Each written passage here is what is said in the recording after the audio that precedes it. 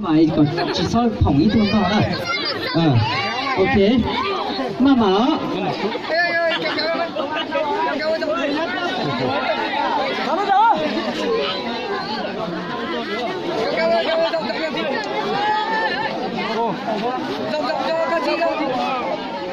Sợ được tao lưu của này đốt tao rồi đốt tao cửa đốt tao cũng phải cho tao lùi hết ra ngoài. Vâng, đề nghị đội an ninh của xã Phong Niên chúng ta tập trung tại khu vực sân khấu lễ hội ạ.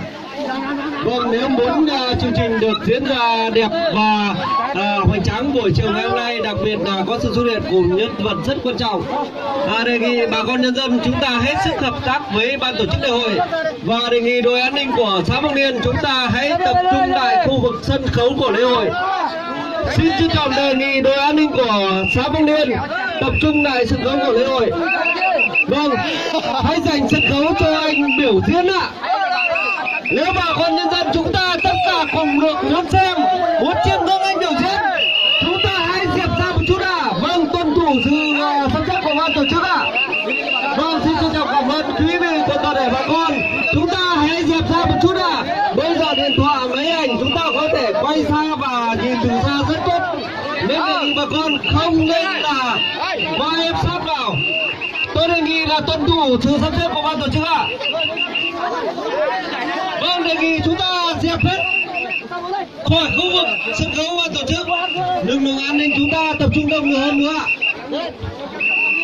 Vâng, đề nghị lực lượng an ninh chúng ta tập trung đông hơn nữa. Vâng, một sự kiện rất bất ngờ.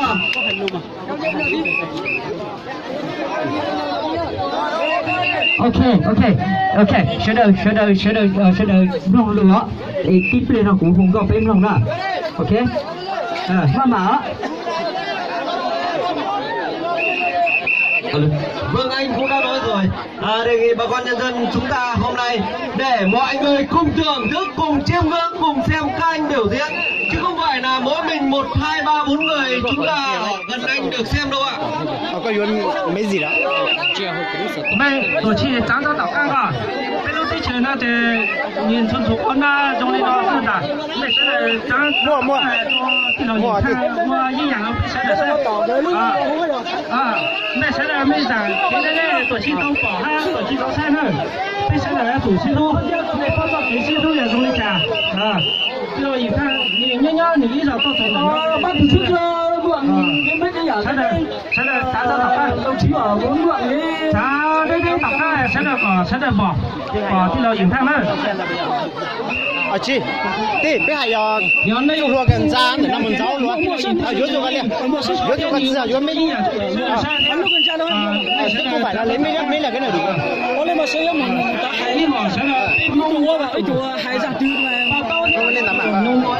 Giá chủ trả ra đọc khai số thế sẽ là giá chủ. Cái này là tao sai. Cái nhiều yêu tao Ủa trời cũng chính ba xuyên luôn. Cái nhiều yêu tao nào đây? Cho mình lo, cho mình lo. Tôi đã đọc khai đó. Cái nhiều yêu tao nào đi. Cái này thôi. Vâng, đề nghị lực lượng an ninh chúng ta có thể đông hơn chút ạ. Ok. Nè, ok. Nè,现在呢，我现在呢，不到了，不赚够了，就不胡的那弄了，OK。你不什么了？我现在2把轱辘赚够了，你不要赚了。